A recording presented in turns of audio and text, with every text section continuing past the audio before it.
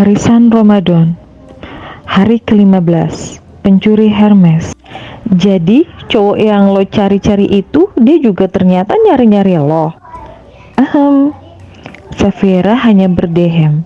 Dengan posisinya, badannya tiduran dan kakinya masih menapak di lantai, di pinggir tempat tidur.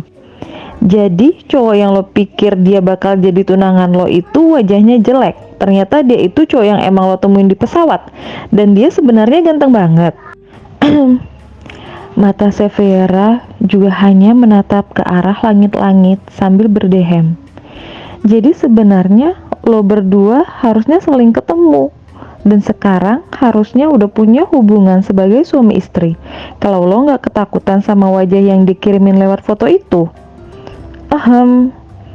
Lagi-lagi jawabannya hanya sesederhana itu. Mau sampai berapa kali lagi lo konfirmasi ke gue, Le? Dari tadi kayaknya udah dari 5 kali lo ngasih pertanyaan yang sama.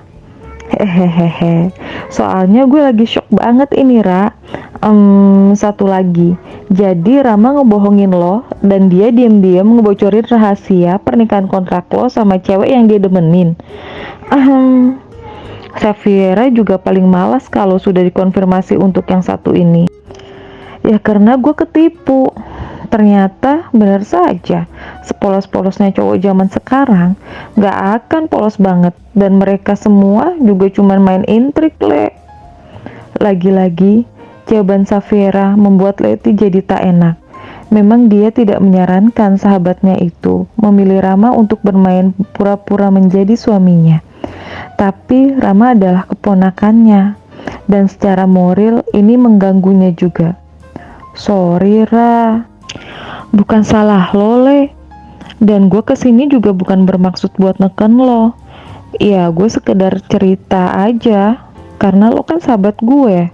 Dan udah lama juga gue gak cerita sama lo. Dan udah seminggu loh hidup gue menderita di sana.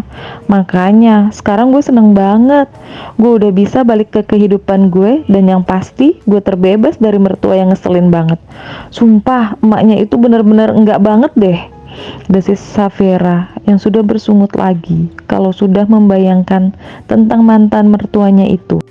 Ya mungkin dia cuma ngerasa kaget aja kali anaknya sama lo. Soalnya biasanya dia itu ramah dan baik gitu loh. Bukan orang yang tipikal suka nyerang gitu. Safira merasa diperlakukan buruk. Tapi sahabatnya kan tidak pernah diperlakukan macam dirinya. Jadi memang Safira tak mau mendebat soal ini. Yuk berangkat. Lo seriusan ngajakin gue ke tempatnya Rama? Safira kini merespon lagi dengan senyum di bibirnya. Gue mesti ngambil barang-barang yang ketinggalan di sana. Jadi lo masih bantuin gue. Lagian jalan di kampung itu sendirian kayaknya gak enak banget. Dari awal, Leti memang tidak setuju sih kalau Safira bersama dengan Rama. Tapi memang sudah terlanjur seperti itu, dan dia juga ikut ambil peran di sini. Tak mungkin juga dia menolak ajakan dari sahabatnya itu. Lagi pula, saat ini dia memang tidak ada pekerjaan apapun. Tapi lo jangan galak-galak ya ngelabrak mereka. Gue gak enak aja. Ya, namanya juga di kampung. Kalau lu mau minta balikin duit lo sama si Rama, juga dia pasti kasih kok. Di dalam mobil yang melaju menuju ke kampungnya Rama, Leti mencoba mengingatkan sahabatnya. Pelan-pelan karena dia juga tidak mau sampai menimbulkan keributan dengan Safira. Bukan duit yang jadi masalah buat gue. Lo tenang aja. Lagian juga bokap gue udah nerima gue balik kok. Iya, jadi bokap lo gak nanya macam-macam dan udah maafin lo gitu aja. Karena terlalu fokus dengan Rama dan Eis, Leti jadi tidak terlalu memperhatikan cerita Safira soal orang tuanya. Makanya untuk mengisi waktu di perjalanan itu, mereka membicarakan ini. Vera tidak menyetir mobilnya sendiri, dan dia bisa bebas bercerita dengan Leti di kabin belakang, karena ada supir juga yang sengaja dibawa Safira. Dia tak ingin macet-macetan menyetir sendiri di jalur itu. Jadi bokap lo maafin lo kayak gitu aja. Dan dia sesuai sama yang lo bilang emang udah tahu kalau itu pura-pura.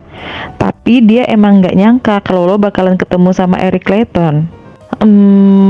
Orang waktu gue dianterin ke rumah sama Eric, bokap gue langsung kaget gitu. Dan dia nggak nyangka aja kalau gue udah temenan sama Eric.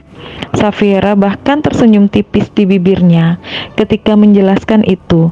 Gadis itu memang tidak terlalu banyak memberikan ekspresi apapun di wajahnya, sehingga membuat Leti agak kesulitan juga menilai seperti apa sebenarnya yang ada di benak Safira. Terus yang gue cerita ke lo tentang kehilangan sendal waktu itu, sebenarnya yang nyuri itu orang suruhan bokap gue.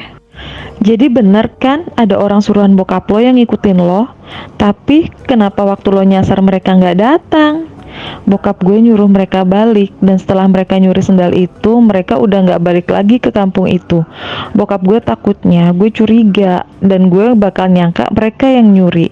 Nah, hari pas gue ketemu sama Erik itulah mereka tuh sebenarnya disuruh balik, tapi udah keburu gue duluan sampai Jakarta. Safira bicara sambil tangannya mengambil minuman yang ada di lemari pendingin mobilnya. Lo mau nggak? Lah, gue kan puasa, Neng. Gimana sih lu? Yah, kata puasa memang mengingatkan Safira tentang seminggu yang lalu di rumah Rama. Dia juga pun berpuasa, tapi dia tidak ingin memikirkan masalah ini sekarang, dan malah menyesap lagi minumannya. Jadi, alasan bokap lo ngambil sendal itu tujuannya buat apa? Tapi saat ini Leti tidak tahu apa yang ada dalam benak Safira, dan dia lebih tertarik mencari tahu apa sebenarnya alasan Paul mau mencuri sendal anaknya sendiri. Karena menurut bokap gue itu, di situ gue harus hidup merakyat, dan gue nggak boleh pakai barang-barang blended. Jadi dia ngambil sendal gue. Sebenarnya tujuan sih ngambil tas gue juga, tapi karena itu kan dipegang terus sama gue, jadi nggak mungkin mereka ambil. Ra, bokap lo nggak marah sama Rama? Setelah manggut-manggut mendengar cerita Safira, hal inilah yang paling penting juga ingin diketahui oleh Leti. Dia hanya ingin tahu bagaimana keamanan dari keponakannya itu. Enggak tuh, malah kata bokap gue, dia makasih banget sama Rama. Soalnya udah bikin gue ngerasain hidup jadi orang yang serba kekurangan. Tapi Safira malah menyunggingkan senyum sinis ketika dia mengutarakan apa yang dikatakan ayahnya pada Leti. Syukur deh, soalnya gue takut aja kalau sampai bokap lo jadi benci sama dia dan ngelakuin sesuatu yang buruk ke dia. Kayaknya bukan bokap gue yang bakal ngelakuin itu. Senyum Safira terurai, penuh makna karena dia bicara dengan matanya terlihat menyipit sinis, jelas saja membuat Leti agak sedikit ngeri. Rah, lo nggak akan ngelakuin sesuatu yang mengerikan ke keluarganya si Rama?